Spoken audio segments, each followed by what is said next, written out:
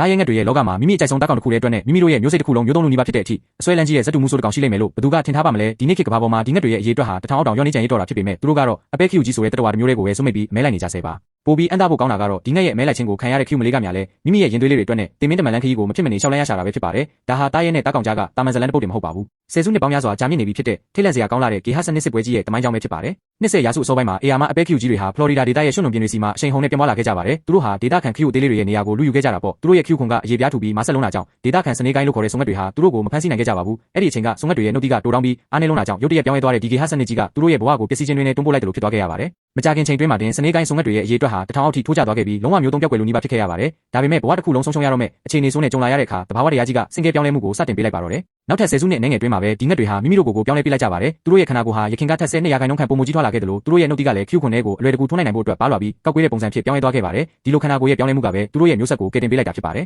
တဖြည်းဖြည်းနဲ့သူတို့ရဲ့အရေးအတွက်ဟာ2000ကျော်အထိပြန်လည်တိုးတက်လာခဲ့ပေမဲ့ဒီနေ့ချိန်ထိသူတို့စားတောက်တဲ့အစာရဲ့96%ဟာဒီအပဲခီယူကြီးတွေပဲဖြစ်နေသေးပါသူတို့ဟာဘယ်လောက်တောင်စွတ်တရုပ်နိုင်လဲဆိုရင်ငှက်ပြက်နေရင်တော့မှတခြားသားကောင်ကိုလုံးဝလည်းမကြည့်ကြပါဘူးလူတွေကဒါကိုယူသွမှုလို့ပြောကြပေမဲ့တကယ်တမ်းတော့ဒါဟာသူတို့ရဲ့မလွဲမရှောင်သာတဲ့ဘဝအခြေအနေကနေမွေးဖွားလာတဲ့အလေးထားတစ်ခုသာဖြစ်ပါတယ်သူတို့ဟာဘာပင်ပန်းခံစရာမလိုရဲ့မိမိတို့ရဲ့ထက်မြက်လာတဲ့နှုတ်သီးကွေးကြီးကိုတုံးပြီးခီယူရဲ့ခန္ဓာကိုယ်တစ်ခုလုံးကိုအပြင်ကိုဆွဲထုတ်ပစ်လိုက်ကြပါတယ်မြင်ရတာလူတစ်ယောက်ကတွားကြထိုးတယ်တဲ့တစ်ခုခုကိုကော်ထုတ်နေတယ်လို့ပါပဲပြီးတော့သူတို့ရဲ့မျက်လုံးအာရုံစိုက်နိုင်စွမ်းကလူသားတွေထက်80လောက်ပိုမိုထက်မြက်ပါတယ်အထက်မီတာ20လောက်ကနေပြန်တန်းနေရင်တောင်ရေအောက်မှာပုံကွယ်နေတဲ့2စင်တီမီတာလောက်သာရှိတဲ့ခီယူခွန်လေးကိုအမိအယမြင်နိုင်ကြတာပါခီယူသားပြင်ကိုနည်းနည်းလေးထွက်လာမိတာနဲ့အသက်ပေးကနေလွတ်ဖို့မလွယ်တော့ပါဘူးဒါပေမဲ့ဒီလောက်တော်ရုံတန်ရုံမဟုတ်တဲ့မဲလိုက်မှုဆိုးကြီးဟာတားကောင်တစ်မျိုးရဲ့ပုံမှာပဲလုံးလုံးရရမိခိုနေရတာဖြစ်ပါတယ်အကယ်၍အပဲခီယူတွေရေးအတွက်ရောနေသွားမယ်ဆိုရင်ဒီငှက်တွေဟာငှက်ပြက်ပြီးတေဆုံးကြရတယ်လို့ဒါမှမဟုတ်ရင်လည်းတခြားနေရာတွေကိုမဖြစ်မနေပြောင်းရွှေ့ချေကြရတာဖြစ်ပါတယ်တစ်ဖက်မှာလည်းအပဲခီယူမလေးတွေရဲ့ဘဝကအေးဆေးလာတာတော့မဟုတ်ပါဘူးဖလော်ရီဒါရွှွံ့နုံပြင်တွေထဲမှာသူတို့ဟာရေအောက်ပင်တွေကိုတက်တောင့်တက်တာစားတောက်နေနိုင်ပေမဲ့သူတို့မှာအကြီးမားဆုံးအားနည်းချက်တစ်ခုရှိပါတယ်အဲ့ဒါကတော့သူတို့ဟာရေအောက်မှာဥမဥနိုင်တာပဲဖြစ်ပါတယ်ဥတွေသာရေထဲမှာရှိနေရင်ငါးတွေကစားပစ်ကြမှာဖြစ်တယ်လို့ဒါမှမဟုတ်ရင်လည်းပိုတိုးပျက်စီးသွားမှာဖြစ်ပါတယ်ဒါကြောင့်ခီယူမလေးဟာအသက်အန္တရာယ်ကိုရင်းပြုပြီးရေပြင်ထက်ကိုမဖြစ်မနေတက်လာရပါတော့တယ်ဒါပေမဲ့သူမရဲ့တွာလာလှုပ်ရှားမှုနှုန်းထားကတော့တာမန်ခီယူတစ်ကောင်ထက်စရင်တော့ပုံမနေကွေးလုံးလာပါတယ်သူမရဲ့အရှိန်ဟုန်ကတော့တင်မင်းတမန်လမ်းကြောင်းစီကိုတရွေ့ရွေ့ချီတက်နေတယ်လို့ပါပဲအကယ်၍တင်ဟာတဘာဝတော်တောင်ငယ်ကဒီလိုမျိုးတိထိတ်ရင်ပိုစရာဂေဟစနစ်ဇလန်းလေးတွေကိုသဘောကျတယ်ဆိုရင်ဗီဒီယိုကိုလိုက်လေးပေးသွားပါဗျာ